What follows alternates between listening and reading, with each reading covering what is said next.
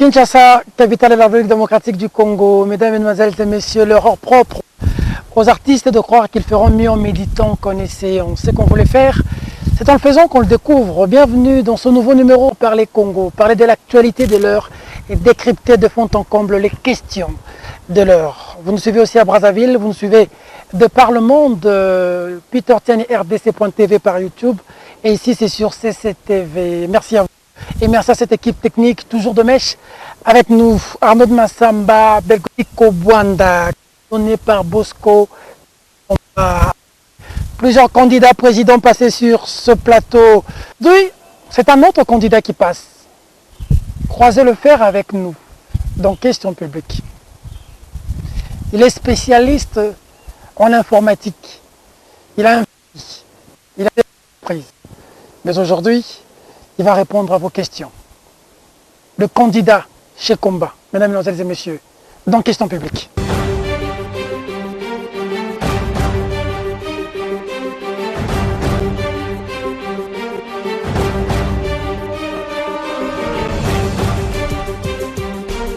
Candidat président, bonjour.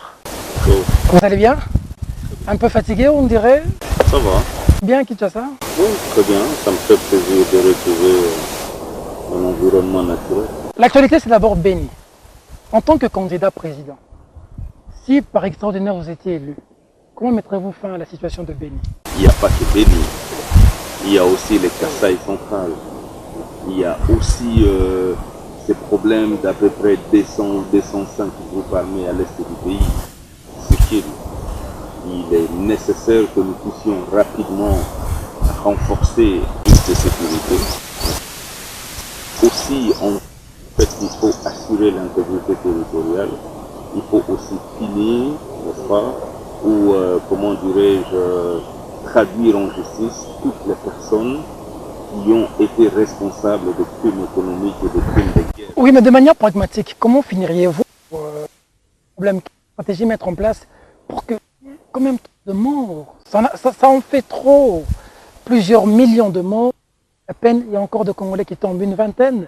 En tant que candidat président, quelle est la stratégie mettre en place pour que le Congolais ne pleure plus? Des attaques armées, et on ne peut mettre fin à cela que par une organisation armée, n'est-ce pas? Ça ne sera pas par des discours que nous allons mettre fin à cela. Donc la réaction sera justement donner de la capacité nécessaire à nos forces armées pour réagir de façon adéquate à cela. Et au-delà de cela aussi, il faut qu'il y ait de la justice pour que les gens qui ont pris les armes et qui n'ont déjà été pas punis depuis qu'ils ont commencé et qui n'ont jamais rendu compte aux Congolais pourquoi ils avaient pris les armes et pourquoi ils ont tué les Congolais puissent aussi rendre compte. Je pense qu'il faut, c'est une action combinée. On ne va pas résoudre cela essentiellement ou uniquement avec la force, mais il faut résoudre cela aussi avec la justice. Donc, on renforce les capacités militaires et aussi on renforce, comment dirais-je, la justice. Voilà. Vous avez suivi le président de la République. Autre actualité, discours du chef de l'État, président sortant, parce que vous êtes entrant. Qu'est-ce que vous avez retenu de son adresse au Conseil de sécurité des Nations Unies? C'est le fait que les élections en République démocratique du Congo sont un engagement que je trouve positif. Et aussi, j'ai retenu qu'il a beaucoup insisté sur l'opportunité que la mission vaut la peine ou pas, mais pour l'instant, je ne peux pas me prononcer dessus. Il doit avoir certainement beaucoup plus d'éléments que moi pour donner son point de vue. Le président de la République dit qu'il ne veut pas d'immixtion de les affaires internes. Il dit que nous allons organiser les élections nous-mêmes. Qu'est-ce que vous en pensez? C'est très bien, c'est très ambitieux, mais je ne veux pas que cela se limite au niveau des mots et des bonnes intentions. Je veux que cela se concrétise. Il dit qu'il y a des progrès économiques et que le pays est sur les bons rails. Quelle est votre réaction? Écoutez, je suis d'accord qu'il y ait une certaine croissance au niveau du produit intérieur brut. Vous êtes d'accord? Je ne suis pas d'accord au niveau de la distribution de cette croissance dans toute la population congolaise. Donc, si on parlait bien des indicateurs macroéconomiques, ça veut dire quelle est la croissance du produit intérieur brut par rapport à une quinzaine d'années et avant lui, Je pense qu'il y a une croissance, mais cette croissance doit être ressentie par la population. C'est au niveau de la distribution de cette richesse que les problèmes se posent. Voilà. Ça veut dire qu'il y a un groupe de gens qui s'accaparent le reste de tout le monde. Et je pense que c'est une conclusion logique. Le chef de l'État demande à la MONUSCO de partir avec un bilan mitigé. Vous en pensez quoi, vous? Comme je vous l'ai dit, je pense qu'aujourd'hui, il est au pouvoir et il a fait des évaluations. Et sur base de ces évaluations, il trouve que la MONUSCO peut partir. Vous vous dites quoi de ça? Non, mais attends, je ne peux pas apporter, comment dirais-je, je suis aujourd'hui comme un Congolais ordinaire, un observateur. Non, vous n'êtes pas Congolais ordinaire, vous êtes candidat président. Vous avez des ambitions pour le pays, donc vous avez des éléments. Oui, je suis candidat président de la République. J'observe comme tout le monde, parce qu'aujourd'hui, vous me voyez, il n'y a aucun service de renseignement, aucune sécurité autour de moi. Je me promène encore comme un Congolais ordinaire. Oui, mais vous devez avoir des éléments en tant que Oui, candidat président. j'ai des éléments. Savoir que quand vous allez être au pouvoir, vous allez commencer par ceci ou cela. Messieurs, Vous n'êtes pas comme tout le monde. La MONUSCO n'est pas une institution congolaise. Je ne vais pas donner la priorité à analyser ce que la MONUSCO est en train de faire en République démocratique du Congo. Si aujourd'hui il y a la MONUSCO en République démocratique du Congo, c'est pour apporter une aide au gouvernement congolais. Oui. Vous vous rendez compte? Oui. Et à la population congolaise. Oui. Ça, ce n'est pas ma priorité. Voilà. Et donc, je ne vais pas passer mon temps à analyser ce que la MONUSCO est en train de faire. Je passe mon temps à regarder la situation sociale des Congolais et qu'est-ce que nous allons corriger demain. Parce que demain, je ne vais pas diriger la MONUSCO, mais je vais diriger la République démocratique du Congo. Et quand vous allez diriger la République démocratique du Congo, que feriez-vous de la MONUSCO? J'ai dit que je vais évaluer. Ok? Je vais évaluer quel a été l'apport de la MONUSCO par rapport à la mission de la MONUSCO, que est celle d'assister les gouvernements congolais à pouvoir rétablir la paix en République démocratique du Congo, n'est-ce pas? Et à pouvoir permettre le bon fonctionnement des institutions.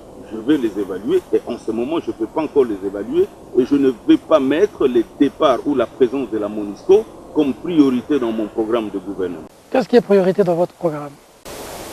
Ce qui est prioritaire dans mon programme de gouvernement, c'est l'audit de l'État. Voilà. Donc c'est ça qui est prioritaire. C'est l'argent qui vous intéresse. Non, ce n'est pas l'argent qui m'intéresse. C'est pourquoi il y a inadéquation entre les richesses de ces pays et les conditions de vie des Congolais ordinaires.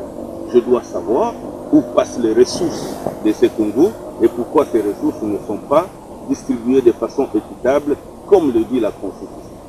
Le président de la République dit que les élections cette année, vous pensez que la CENI sera prête à organiser ces élections? Ou vous êtes comme certains langues qui disent que c'est du saupoudrage, il n'y aura pas d'élection en décembre 2018? Mais si c'était du saupoudrage, pourquoi je suis candidat et pourquoi je suis ici en République? Là, vous avez des éléments. Hein? S'il vous plaît, je parle comme un responsable. Allez-y. Voilà. Donc aujourd'hui, aucun processus, surtout vous devez savoir, avec la bonne foi, n'est-ce pas, et le travail de tous, nous pouvons avoir quelque chose qui va être acceptable par tous les Congolais. Ouais. Donc aujourd'hui, moi je pose des questions pour crédibiliser ces élections. Lesquels? Voilà, j'ai envoyé une lettre au président de la CENI pour la machine à voter, Ouais. parce que ça pose problème aujourd'hui, et je suis en train de proposer, au lieu que nous, qui ne sommes pas au pouvoir et qui pensons que nous pouvons diriger ce Congo autrement, nous pouvons nous mettre d'accord, non pas autour d'un candidat commun de l'opposition, Sur des témoins communs. des témoins communs de l'opposition, parce qu'au moins, on va couvrir les 90 ou les 90 000 bureaux de vote avec des témoins. Donc, je suis là. Attendez, ça veut dire quoi, témoins communs? Chaque candidat doit avoir ses témoins. Si nous voulons l'alternance dans ce pays, n'est-ce pas, nous pouvons mutualiser nos témoins. Ça veut dire, au lieu que chaque candidat puisse avoir des témoins, nous pouvons avoir un accord pour que dans chaque bureau de vote, il y ait un témoin, n'est-ce pas, qui représente tous les candidats. Tous les candidats qui se présentent contre le Front commun pour le Congo. Voilà. C'est ça que j'appelle candidat commun de l'opposition. Et je pense que ça a du sens. Parce qu'aujourd'hui, couvrir 90 000 bureaux de vote, n'est-ce pas, ça sera beaucoup de moyens et beaucoup de logistique. Mais il y a moyen de collaborer pour avoir une synergie qui peut être profitable à nous tous. Quelle est votre position sur la machine à voter? Vous avez créé à Corneille Nangaa et après? Personnellement, j'ai déjà pris position pour la machine à voter. Et je dis que cette machine à voter n'était pas bonne pour les élections à venir. Et je continue dans la même... C'est pas ce que j'ai entendu de vous au début. Hein? C'est moi qui pose des questions, vous répondez. Aidez-moi à vous relancer. Je dois d'abord terminer... Oui, vous n'êtes pas d'accord avec la machine, mais vous l'étiez avant. Vous étiez pour la machine à voter. Jamais pour la machine à voter. Mais c'était quoi votre prise de position avant? Dématérialisation des systèmes de vote. Mais vous n'étiez pas contre la machine. Oui, je travaille moi-même dans le secteur de nouvelles technologies. Et donc... Je connais les avantages des nouvelles technologies, surtout dans un pays sans infrastructure comme le nôtre. Voilà. Donc, le fait de dématérialiser les systèmes de vote, c'est enlever tout ce qu'il y a comme logistique physique, notamment les urnes, les bulletins et la possibilité d'avoir les résultats des votes 1 minute après le vote, à la clôture. Donc, c'est très bien pour un pays comme le nôtre. Mais quand je vis la machine à voter, je compris tout que ça n'allait pas dans la logique de la dématérialisation complète. Ça veut dire? Plutôt, c'était un système hybride, moitié électronique, mi-électronique, mi-physique. Ça veut dire quoi? Je rappelle ici que vous êtes spécialiste en question d'informatique, hein? Vous maîtrisez le secteur. Aidez-nous. On sélectionne comment dirais-je, les candidats sur la machine, mais on imprime et on met dans l'urne. Ça, ce n'est plus la dématérialisation. La dématérialisation, on ne devrait pas avoir les bulletins de vote et on ne devrait pas avoir les urnes. Donc, c'est déjà un système qui est hybride, comme je dirais, mais aussi, pourquoi j'ai des problèmes aujourd'hui avec cette machine à voter et pourquoi, qu'est-ce qui justifie ma demande au président de la commission électorale indépendante pour organiser le débat public, c'est que aujourd'hui, je ne comprends pas pourquoi une imprimante à bulletin de vote sur site peut être connectée ou monitorée à distance. Quelles données on est en train de monitorer? C'est seulement le fonctionnement de la machine ou bien le nombre de votants? Alors, quel est le danger? Comment ça peut monitorer les... Le danger, c'est qu'on peut modifier les données à distance, c'est clair, je l'ai dit. Et c'est à la commission électorale indépendante de nous prouver le contraire. Parce que j'ai même vu les rapports qui ont été donnés par les experts britanniques. La commission électorale indépendante insiste qu'elle ne peut pas désactiver la connexion par réseau GSM ou par SIM parce que ça va permettre de monitorer la machine. Mais je ne comprends pas pourquoi ils veulent monitorer la machine. Pourquoi? Ce n'est pas nécessaire de monitorer la machine. Qu'est-ce qu'ils vont monitorer? Qui nous donne les éléments de monitoring? Qu'est-ce qu'ils vont monitorer? La température de la machine, le nombre de... Alors si tous ces éléments ne sont pas pris en compte, vous allez boycotter la machine ou vous allez traiter la machine de l'avenir? Écoutez... Parce qu'on a suivi Nangaa, c'est clair, hein? On va avec la machine dans cet état-là. Vous pouvez vous pendre. Non, je ne comprends pas. Peut-être le fait d'avoir passé un peu du temps à l'étranger, j'ai réfléchi autrement, mais je ne comprends pas comment vous réfléchissez ici. Parce nous réfléchissons comment? Il ne faut pas insulter vos électeurs. Non, non, non, sans blague. Ok. Je vais vous expliquer. Allez-y. La commission électorale indépendante est une institution étatique qui fonctionne sur base du trésor public. Oui. N'est-ce pas? Donc l'argent utilisé pour acheter les... c'est l'argent du trésor public. Oui. Ça veut dire l'argent des Congolais. Et la commission électorale indépendante n'a pas à imposer, n'est-ce pas, aux Congolais un système qu'ils ne veulent pas. Donc, moi, je trouve ça malsain et même ça ne passe pas correctement dans mes oreilles d'entendre quand quelqu'un me dit « Nangaa dit ». C'est comme si on était dans une dictature, n'est-ce pas, où on n'avait pas le choix, ou dans un royaume où tout appartenait à un individu et vous êtes là seulement pour obtempérer ou respecter. Donc, aujourd'hui, nous sommes dans un état démocratique, n'est-ce pas? Et les gens qui travaillent avec l'argent du trésor public doivent être suffisamment humbles pour rendre des comptes aux propriétaires de l'argent. Donc, moi je ne considère pas tout vrai. Vous dites, oui, Nangaa dit... Bon, j'ai l'impression que vous n'êtes pas dans le même monde que ceux qui sont au Congo. Pour ceux qui sont au Congo, la CENI se fait sur base des décisions de Nangaa et compagnie. Ils ont imposé la machine. Aujourd'hui, ça se passe avec la machine. Nanga a dit, vous ne voulez pas que je le dise, mais moi je vous le dis, que nous allons aller aux élections avec cette machine. Il a dit à l'étranger, en Corée ou en Chine, que le train des élections est en marche, que vous le voulez ou non, nous allons avec la machine. Alors moi, je suis dans la politique réelle. Candidat président chez Komba. Attendez que je termine ma question. Attendez que je termine ma question. Oui. Si Corneille Nanga maintient cette machine, quelle serait votre position? Mais nous ne sommes pas encore arrivés là. Pourquoi on est en train de mener toutes ces actions? Pourquoi j'ai dit que je soutenais la démarche de l'opposition institutionnelle qui va réunir ses membres le 29 septembre pour, comment dirais-je, mettre en place des actions pour éliminer cette machine. Nous devons avoir une certaine synergie pour montrer à ceux qui dirigent ces pays, à n'importe quelle institution, qu'ils ne sont que des travailleurs au service des Congolais. Ça veut dire qu'il faut enlever dans votre façon de réfléchir que ce pays appartient à un individu qui impose, tout simplement parce que c'est de l'argent du trésor public qui est utilisé, s'il vous plaît. Et ces gens, normalement, devraient être suffisamment humbles pour rendre compte, parce qu'en fait, ils travaillent au service de la population et c'est la population qui les paye. Nous autres, nous pouvons même dire on n'a pas de compte à rendre, tout simplement parce que nous travaillons dans le privé et nous générons notre propre argent qui n'a rien à voir avec les trésors publics. Or, malheureusement, les gens qui travaillent pour les trésors publics deviennent suffisamment arrogants de telle sorte que nous ne comprenons même pas s'ils comprennent qu'ils travaillent avec l'argent de la population congolaise.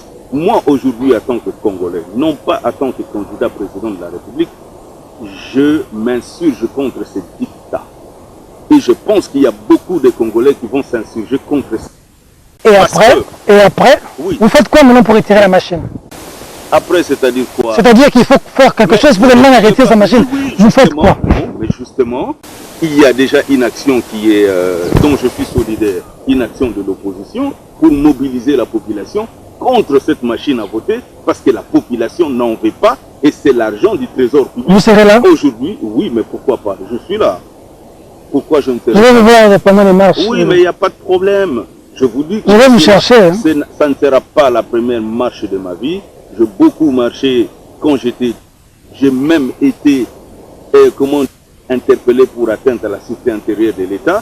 Je ne suis pas ce genre de politiciens qui sont dans le bureau et qui font des déclarations. Vous vous rendez compte? Donc vous êtes en train de confondre là. Vous n'êtes pas en face d'une personne qui fait des déclarations et qui n'a jamais été au fait de l'action. Moi je dis, et j'insiste, nous devons respecter la population congolaise pour laquelle nous prétendons travailler et pour laquelle nous prétendons trouver des solutions. En quoi faisant? Par exemple, aujourd'hui, le peuple congolais, dans sa majorité, ne fait pas confiance à cet outil qu'on appelle la machine à voter. Qu'est-ce qui est vous avez fait un sondage, hein? Oui, mais je parlais avec plusieurs personnes. Vous êtes informaticien, hein? Il ne faut pas dire des choses. Est-ce que vous avez fait un sondage pour savoir que le peuple ne veut pas de cette machine? Mais pourquoi moi je fais mon sondage? Vous avez fait quel sondage? Monsieur, je parlais avec les gens et je reçois, quand vous postez par exemple quelque chose ou quand vous parlez avec les gens dans les quartiers, ils vous disent nous voulons les élections mais sans la machine à voter. Quand vous postez quelque chose sur Internet où vous dites que vous voulez la machine à voter, vous avez 10 millions de likes. Ça veut dire qu'on a des indicateurs qui montrent qu'il y a des gens qui travaillent aujourd'hui, qui sont payés sur les trésors publics et qui ont engagé l'argent du trésor public pour payer un outil qui n'est pas accepté par la population. Ces gens devraient avoir l'humilité, je dis très bien, l'humilité d'accepter ces fameux débats et d'expliquer à la population pourquoi ils ont choisi cet outil, n'est-ce pas? Et c'est justifié. Parce que quand on n'a rien à cacher, on ne se cache pas derrière la loi, on ne se cache pas derrière des raisons farfelues de dire que nous allons d'abord demander à tous les candidats présidents de la République avant de répondre à la lettre de M. Shekomba, parce que j'ai envoyé cette lettre-là, j'ai même besoin d'avoir l'accusé de réception. D'accord. C'est-à-dire que le président de la commission électorale indépendante, il ne va pas me répondre comme candidat président de la République, mais il va me répondre comme un citoyen congolais, n'est-ce pas, qui s'inquiète sur la crédibilité du processus électoral. Peu de personnes vous connaissent au regard d'autres candidats. Nous sommes à 80 jours des élections. Oui. Nous avons le temps, comme je le toujours. Vous débarquez comme ça et vous allez battre Félix et Chadari en débarquant comme ça. Je ne suis pas en train d'individualiser les problèmes. Moi je parle de vos adversaires. Non, non, je suis à 21, je vous ai cité deux. en train d'individualiser les problèmes. Moi je le dis clairement, ce qui compte c'est l'offre politique qu'on présente aux Congolais. On ne va pas, et il ne faut pas commettre cette erreur de penser que les gens votent le non, les gens votent l'offre politique. Aujourd'hui, c'est mieux de venir devant moi et de me dire que telle personne a telle offre politique qui tient la route par rapport à 87,7% des Congolais qui sont pauvres aujourd'hui en République démocratique du Congo, par rapport aux tueries répétitives à l'est du pays, par rapport aux déplacés internes dans les Kasaï et dans les différents comment dirais-je, pays voisins. Ça, c'est une discussion logique. Mais quand vous me citez les noms des gens, ça ne m'impressionne pas et ça ne m'inquiète même pas parce que je comprends clairement que ces gens ne vous ont jamais présenté leur offre politique qui fera que le Congolais puisse choisir ou puisse voter pour eux. Pendant tout ce temps, vous étiez où? Non, mais je suis là. Si je suis... Avant de venir candidat, si vous je étiez suis au parfait de tout ce qui se passe en République démocratique du Congo, c'est parce que j'observe la politique de la République démocratique du Congo et au plus près. Là n'est pas la question. Je dois travailler comme un citoyen congolais ordinaire, acquérir de l'expérience et avoir des moyens pour vivre de façon décente. N'est-ce pas? Donc, ça, ce n'est même pas la... Mais si vous avez besoin de devenir président, il faut que votre offre dont vous faites allusion arrive au Congo profond. Oui. Mais à Malembankoulou ou à Bassankoussou, on va entendre votre offre comme... On entend l'offre de qui nous tous nous sommes en train de travailler aujourd'hui. Il ne faut pas que les gens enlèvent dans leur tête les illusions qui se font en pensant que parce qu'ils étaient toujours là à Kinshasa depuis très longtemps, leur offre est déjà plus entendue dans l'interland plus que mon offre politique. Le 23 décembre, nous allons savoir ce que les Congolais vont choisir. Aujourd'hui, quand il y avait la Coupe du Monde au mois de juin, personne ne donnait de la chance à la France, mais le Brésil a été éliminé, l'Argentine a été éliminée, Cristiano Ronaldo, et c'est la France avec de nouveaux joueurs comme Mbappé qui a remporté la... Comme personne n'avait donné la chance à Macron et aujourd'hui le président. Voilà, donc il ne faut pas observer, n'est-ce pas? Et vous allez voir. Et je pense, j'insiste là-dessus, les Congolais savent reconnaître leurs fils. Moi, je regarde la situation congolaise avec le cœur. Oui, on voit bien avec le cœur. L'essentiel est invisible pour les yeux, exact. Mais seulement, vous êtes de quel côté? De l'opposition, de la majorité? Vous vous situez où? Je suis du côté de ceux qui pensent que le Congo doit être gouverné autrement que comme il est gouverné aujourd'hui. Donc vous êtes des oppositions? Mais c'est logique, c'est tout à fait logique. Parce qu'en fait, c'est quoi l'opposition? L'opposition, c'est ceux qui ne sont pas au pouvoir et ceux qui pensent qu'il peut y avoir une autre façon de gouverner. Donc vous êtes du côté de l'opposition? C'est tout à fait clair. Vous prenez ces prises de position aujourd'hui parce que peut-être hier les gens ont dit que vous étiez le candidat du FCC, hybride FCC. C'est que les gens pensent... On a dit qu'on a distribué de l'argent pour faire un pléthore de candidats dans chez Combat et consorts. Écoutez, les gens peuvent penser ce qu'ils veulent. Les gens de FCC savent à qui ils ont donné de l'argent, n'est-ce pas? On n'avait rien perçu. Voilà, les gens de FCC... Si on cherche dans les transferts et tout, je vous donne... il semble qu'il y a un 300 000 qui était passé. Je vous donne la liberté de penser, de chercher et de trouver, ok? Aujourd'hui, moi ce que je veux, et que je veux que le Congolais sache. Il y a des Congolais libres et qu'il y a les Congolais qui aiment les Congos, qui ont une passion justifiée du Congo et qui ne transigent pas devant les moyens qu'ils peuvent utiliser pour que le Congo puisse avoir un nouveau destin. Je mets quiconque au défi aujourd'hui, n'est-ce pas? Et montrer devant tout le monde que chez Combat a reçu l'argent du FCC. Mais là où je peux vous dire, je suis tout à fait d'avis que le Congo c'est un État souverain et que les décisions par rapport à la gestion du Congo doivent venir de la République démocratique du Congo, n'est-ce pas? Donc ça, si c'est parce que je pense comme ça, vous dites que je suis du FCC, libre à vous. Mais je penserai toujours comme ça. D'accord. Voilà. Et aussi, là où je pense autrement, c'est que je veux bien sûr qu'il y ait la croissance, mais cette croissance doit être inclusive. Ça veut dire la croissance doit être sentie dans l'environnement et dans le vécu quotidien ça, vous l'avez dit. de chaque Congolais. Vous avez combien de candidats, députés nationaux et provinciaux? Mais je n'ai pas besoin des députés nationaux et des députés provinciaux. Monsieur Chekomba. Je vous dis la vérité, Oh.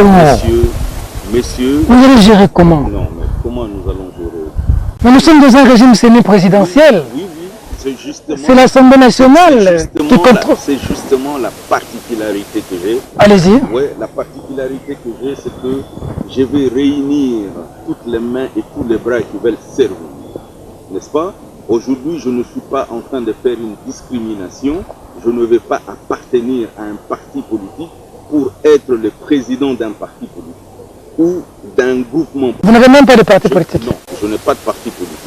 Je vais être le président de tous les Congolais qui veulent servir, n'est-ce pas? Et en tant que garant de la nation, je vais travailler avec tout le monde, mais dans la logique de servir, dans la logique de combattre la corruption, dans la logique d'améliorer les conditions de vie des Congolais ordinaires. Monsieur Chekomba. Et toute personne, s'il vous plaît, Oui. même si on peut avoir une majorité, comment dirais-je, parlementaire, et je pense que cette majorité parlementaire sera dans la même logique que moi, c'est-à-dire la logique des services. Admettons que la majorité parlementaire n'est pas dans votre logique.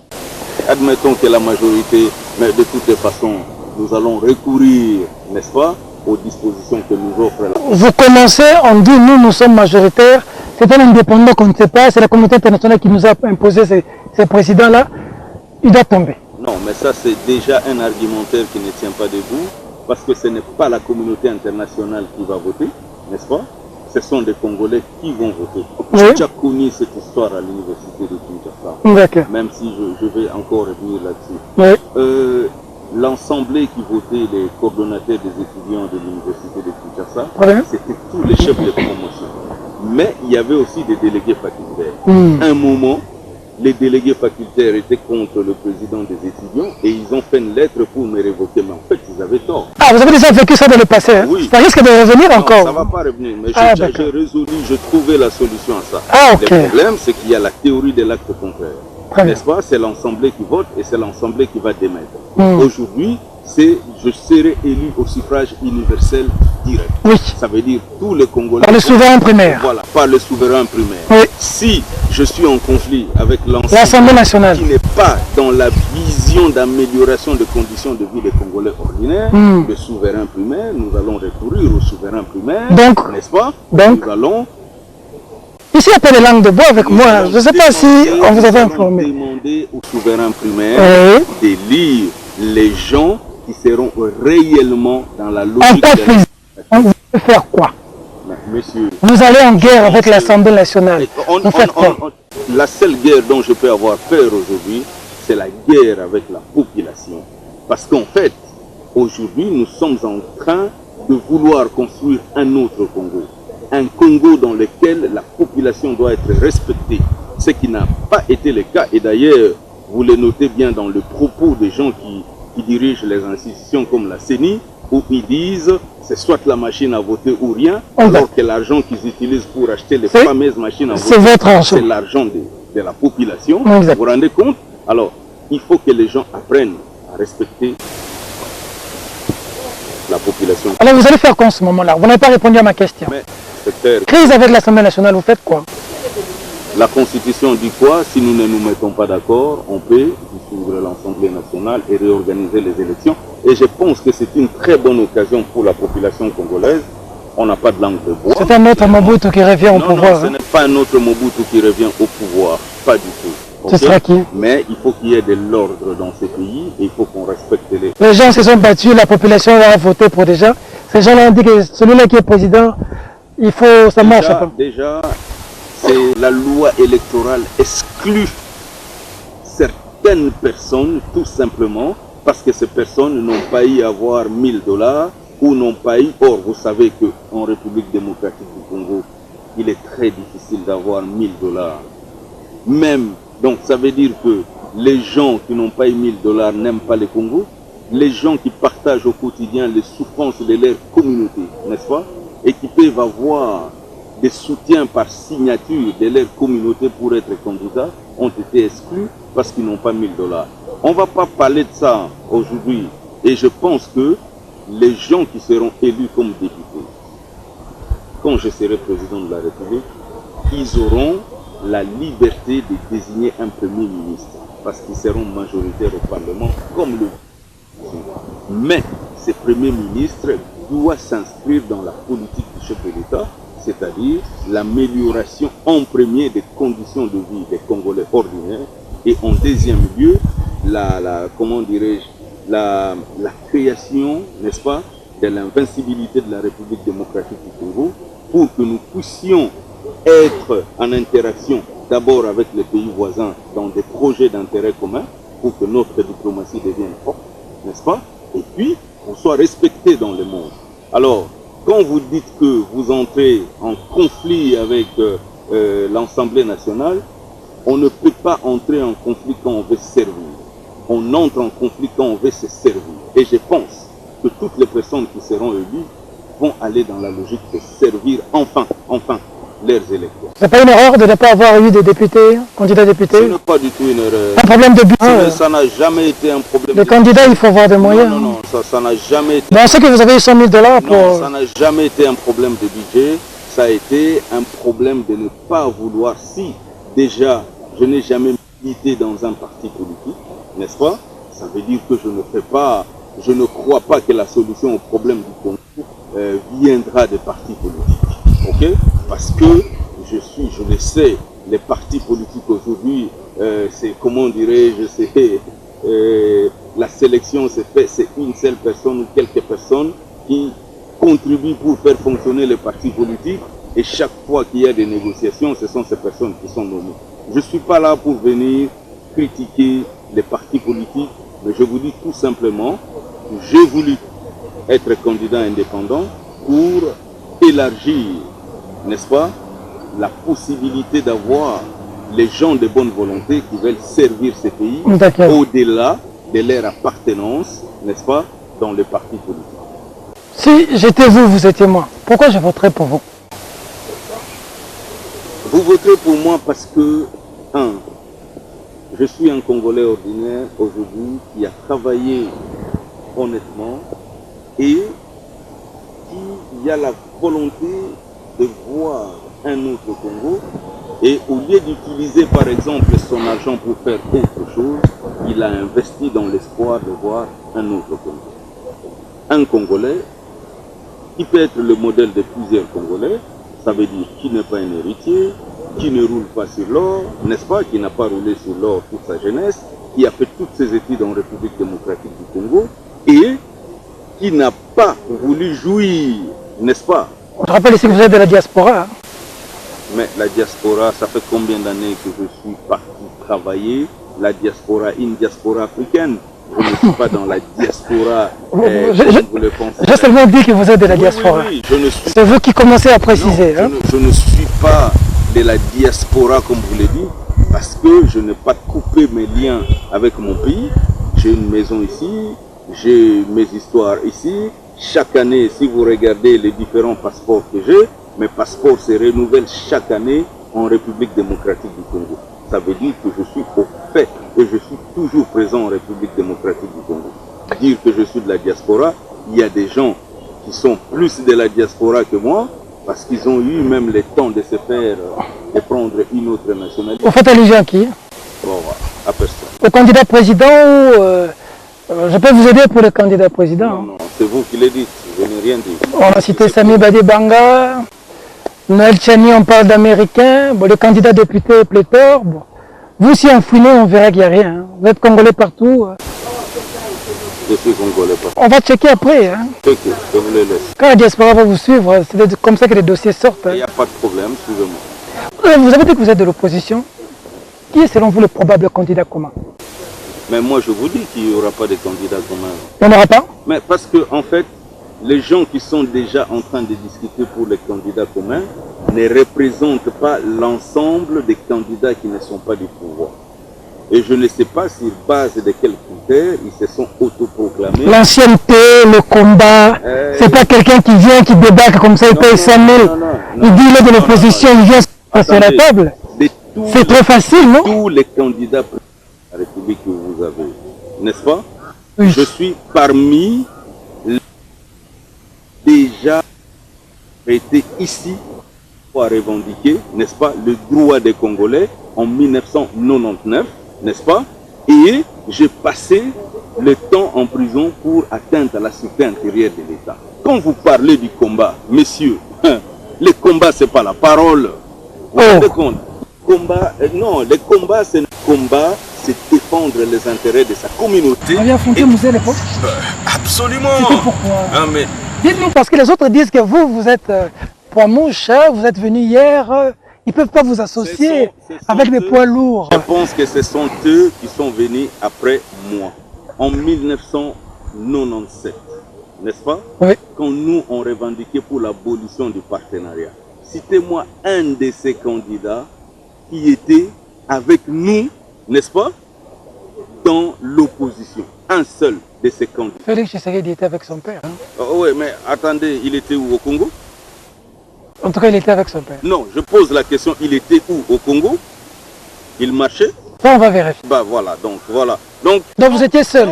De tous les 21 candidats là, oui, j'étais... celui qui a commencé avant, voilà. Tous sont venus après. Mais voilà, donc quand vous dites tel, poids lourd, poids mouche, poids lourd, pourquoi? Pour avoir collaboré à créer la misère de la population congolaise, parce que ces gens étaient dans des institutions, pour avoir collaboré à allonger la liste nécrologique des Congolais, parce qu'ils étaient dans la plupart des cas dans des rébellions, n'est-ce pas? Et ils deviennent poids lourds, ou ils ont des médailles pour avoir causé ces gens. Ça vous choque quand on vous appelle poids mouche? Non, non. Qu'est-ce que vous en pensez? Quand ils disent que bon, ça c'est des candidats... Non, ça ne me choque pas, c'est leur point de vue et moi j'ai mon point de vue. Et qu'est-ce que le point de vue d'un candidat comme moi peut avoir à me choquer? Ça ne me choque pas. Parce que moi quand je regarde, je dis, mais écoutez, il y a peut-être des vérités qu'il faut rétablir. Et nous sommes en train de prendre le temps de rétablir ces vérités-là. Ouais. Moi, je suis un combattant de la liberté, n'est-ce pas? Depuis l'université, et je n'ai jamais cessé de le faire. Et si je voulais, je pouvais aussi, comment dirais-je... Vous avez assisté à des marches Mais messieurs... Des marches... Informez-vous. Vous êtes là pour nous donner des informations? Oui, j'ai non pas seulement assisté à des marches, mais j'ai aussi été incarcéré pour des revendications. À l'époque, non seulement qu'on militait contre les partenariats, mais on a milité contre l'abolition des comités de pouvoir populaire. J'étais dans une Du CPP. J'étais dans une marche. La police nous avait... C'était quelle marche? C'était une marche de quoi? Oui. L'abolition des comités de pouvoir populaire. Qui avait initié la marche? L'université de Kinshasa, dont j'étais le coordonnateur des étudiants. D'accord. Et je suis allé lire les mémorandums des étudiants devant le ministre de l'Intérieur, c'était Gaëtan Kakoudji, à la primature. Après avoir terminé les mémorandums, le ministre m'a menacé. Toi, si tu étais mon fils, j'allais te rosser. C'est une histoire vraie. Et après, j'ai passé 2 jours, n'est-ce pas, à la police pour expliquer pourquoi ces mémorandums. Vous savez, les gens sont en train de parler aujourd'hui. Ils savent pas, hein? En disant non, l'opposition, poids mouche, poids lourd, ainsi de suite, poids lourd pour avoir obtenu quel résultat? Aujourd'hui, nous n'avons plus les comités de pouvoir populaire, n'est-ce pas? Quelles sont les traces de réalisation de ces comités de pouvoir populaire? Ça veut dire qu'on avait raison de les abolir. On avait raison de combattre contre. Donc, moi, je n'entre pas, n'est-ce pas, dans comment dirais-je, dans des considérations que je considère subjectives. Ce n'est pas parce que on a participé au pillage de ressources, parce qu'on a participé aux différentes guerres ou à la gestion de l'État pour empocher l'argent du contribuable congolais, qu'on devient poids lourd et que les gens qui n'ont jamais fait ça sont de poids mouches. C'est à la population, n'est-ce pas, de le dire le 23 décembre quand il y aura élection. J'ai appris, parce que je me suis aussi informé sur vous, que vous n'étiez pas d'accord que les opposants se soient rencontrés à l'étranger. Oui. Pourquoi? Mais en fait, on fait la politique pour qui? On fait la politique pour la population congolaise, n'est-ce pas? J'aurais bien voulu que les opposants fassent comme ils sont en train de le faire pour le 29 septembre, qu'ils appellent leur base et qu'ils parlent avec leur base. Et qu'ils demandent l'aide de leur base pour obtenir gain de cause. Parce qu'il n'y a que la population congolaise qui peut... Oui, mais quand les opposants ne peuvent pas venir ici, Non, quand certains ne peuvent pas venir, monsieur, ne pactez pas sur quelque chose. quand certains ne peuvent pas Oui, venir, quand empêcher, certains ne peuvent pas venir pour qu'ils se ici, rencontrent non. entre Ça poids veut dire lourds, que ils peuvent le aujourd'hui, faire. non, aujourd'hui, vous voulez dire que si un des opposants disparaissait, l'opposition sera atomisée? Non, mais pour se rencontrer, s'il est là, Non, je vais poser la question. Ceux qui étaient ici, pourquoi ils n'avaient pas mobilisé la population congolaise pour avoir l'aval de la population congolaise et l'appui de la population congolaise pour inverser les rapports de force? ça vous dérange parce que vous n'étiez pas là? Vous auriez voulu être là? Non, Bon, non, mais ça on me vous a mis de côté, non, ça me dérange un esprit revanchard. Non, écoutez, ça ne me dérange pas du tout. Tout simplement parce que moi, je reste quelqu'un de rationnel, n'est-ce pas? Et nous faisons la politique pour les Congolais. D'abord, n'est-ce pas? Et puis, ensuite, les autres. Et moi, ma démarche, aujourd'hui, si je suis au Congo, je m'intéresse essentiellement à la population congolaise et à ce qu'elle pense. Monsieur Chakomba, beaucoup de décisions, de grandes décisions de ce pays ont été prises à l'étranger. Hein. Mais vous voulez que ça pousse si beaucoup de... 1960, table ronde, Belgique. Si vous voulez que... Sun City, Afrique du Sud. Accord de Lusaka. Si vous voulez... Voilà. Si vous voulez... Évaluons en fait l'impact de ces décisions dans l'amélioration des conditions de vie des Congolais. Ce n'est pas les décisions, c'est les individus qui doivent les appliquer. Ah bah, voilà, ça veut dire que les individus ont compris qu'ils n'ont aucun compte à rendre à la population congolaise. C'est pour ça qu'ils n'appliquent pas ces décisions. Mais si ces décisions ont été prises avec l'accord de la population congolaise, c'est pour ça que nous remplaçons les promesses par des engagements. Et ce ne sont pas des engagements unilatéraux, ça sera des engagements mutuels. Je m'engage au respect intégral de la Constitution, la population. Les autres l'ont dit aussi. Hein. Oui, mais... Il ne suffit pas de le dire. Hein. Non. Les Congolais sont habitués aux promesses. Non, moi, je ne suis pas en train de faire de promesses. Quand vous regardez même dans le dictionnaire, l'engagement est différent de la promesse. Mais ça, pour faire confiance, ils vous découvrent encore, hein, de temps en temps. Ils sauront si vous êtes crédible ou pas. Les temps qu'ils vous analysent encore. Oui, ils peuvent analyser, il y a des témoignages, il y a des gens qui ont été corrompus lors des comités de pouvoir populaire qui ont pris de l'argent, ils savent, ils ont travaillé avec moi. Si déjà à cette époque, je n'étais pas corrompu, n'est-ce pas? C'est pas maintenant où je sais vivre correctement comme un humain avec... Aujourd'hui, vous avez suffisamment de moyens. Avec la force de mes coudes. Vous êtes riche aujourd'hui. Non, je ne peux pas dire riche, mais je peux vivre avec la force de mes coudes. Quand on a 100 000 $ à payer, on n'est pas un Congolais comme tout le monde. Avec la force de mes coudes, c'est-à-dire sans avoir trempé la main dans les trésors publics. Qu'est-ce que vous reprochez à Kabila? Mais pour être candidat du président de la République, il faut reprocher à celui qui est là quelque chose. Si vous voulez être candidat, vous avez dit que la situation du Congolais n'a pas changé. C'est-à-dire que celui qui est là, il ne faut pas éviter ma question. Je vais y revenir même 10 fois. Laissez-moi finir ma question. Soyez tolérants, sinon si vous devenez président, ça va être dangereux pour nous les journalistes. On dirait que vous monopolisez la parole. Non, je pose la question, je vous laisse parler. Okay. Si vous voulez devenir président, vous dites que la population ne vit pas bien, ça veut dire que le président qui était là, vous voulez le remplacer parce qu'il a mal travaillé. Vous lui reprochez quoi? Écoutez, déjà, la Constitution dit que le mandat du président de la République est de 5 ans une fois renouvelé. N'est-ce pas? Le président de la République a déjà fait ses 2 mandats. Ça, c'est déjà la première chose. Donc, ça veut dire que tout le monde qui remplit les conditions pour être candidat président de la République peut devenir président de la République. La deuxième chose, j'étais d'accord avec vous dès le départ ici, que nous observons sur les indicateurs macroéconomiques qu'il y a eu croissance. mais c'est l'inclusivité de cette croissance que nous n'avons pas vue. Alors, il faut que le président qui va venir après celui-ci se concentre à mettre en place l'inclusivité de la croissance et à partager de façon équitable les richesses, n'est-ce pas, de la République démocratique du Congo. Voilà. Nous sommes en train de chuter dans cette émission, mais vous n'avez pas répondu à ma question. Je le répète. Qu'est-ce que vous reprochez à Kabila? L'inclusivité de la croissance. Le fait qu'il y a eu certes la croissance, mais la population congolaise, dans son ensemble, n'a pas profité de cela. Ça veut dire qu'il a détourné l'argent. Oh. Les 15 milliards qui disparaissent, que le conseiller spécial de la présidence est en train de réclamer, est-ce que vous allez me dire, si vous avez des preuves qu'il a détourné de l'argent, c'est à vous de me dire. Moi, je sais tout simplement qu'il y a la corruption et qu'il y a des gens qui s'enrichissent. Non, il y a des gens qui s'enrichissent au détriment de la population. Moi, je suis vos mots. Vous dites qu'il y a une croissance, oui. Mais la population ne bénéficie pas de cette croissance. Et donc, vous concluez que c'est le président de la République qui a détourné l'argent. Je ne conclue pas, je pose des questions. Non, mais ma question, c'est de savoir si la croissance il y a, le président a cette croissance.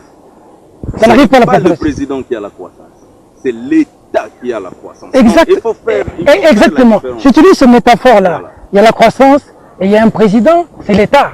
Il est le chef de l'État, oui. N'est-ce pas? Oui. Alors si cette croissance-là n'arrive pas aux petits citoyens, qui est responsable? Allez déjà regarder sur la liste des gens qui sont en train de détourner de l'argent, n'est-ce pas? La liste établie par le conseil spécial.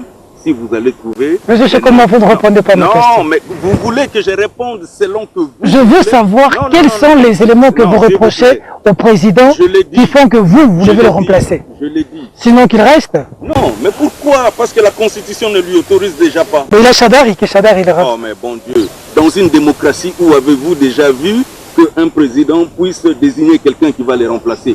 C'est la population qui vote la personne qui va les remplacer, messieurs.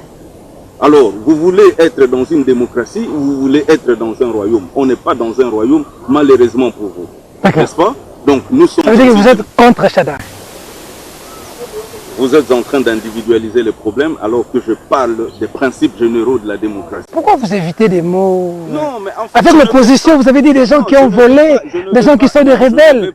De l'autre côté, vous choisissez des mots. Je ne vais pas aller dans la bassesse parce que je ne vais pas être bas. Quand on parle de Kabila, ce n'est pas la bassesse. Kabila, c'est le président de la République. Non, je ne vais pas individualiser le problème. Ça n'a jamais été ma façon de faire. Il s'agit d'hommes. Non. Le problème du Congo est un problème d'hommes. Non. Monsieur Chekomba. Écoutez. C'est pour ça que vous êtes candidat vous-même et vous n'avez pas de député. Messieurs, oui. Vous voulez vous faire plaisir à vous-même? Je vous pose des questions. Non. Ou vous voulez vous faire plaisir à vous-même, ou vous voulez que je réponde. Allez-y, répondez. N'orientez pas mes réponses, s'il vous plaît. Allez-y, répondez. Je suis suffisamment mature pour savoir ce que je suis en train de faire. Je vous en prie, répondez. Donc, il faut pas. Alors, je vous laisse répondre. Allez-y, répondez. Aujourd'hui, je dis que nous sommes dans une démocratie. Et dans une démocratie, un président de la République ne désigne pas son successeur. C'est la population qui vote les successeurs de celui qui était là.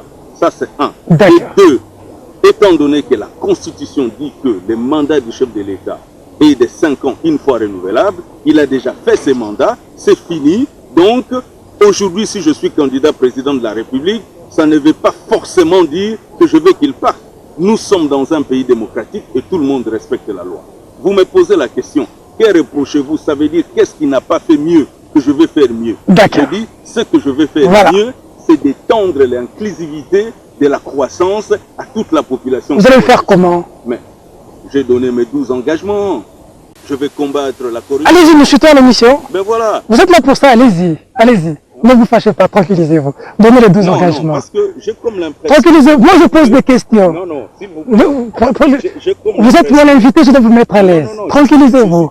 Donnez les 12 engagements. Non, je suis très à l'aise, mais j'ai comme l'impression que vous voulez orienter. Non. Il faut pas orienter. Je suis juste en train de vous relancer. Non, il faut pas orienter. C'est comme ça que je vous suis là jusqu'aux engagements. Il y en a 12. Voilà. Lesquels?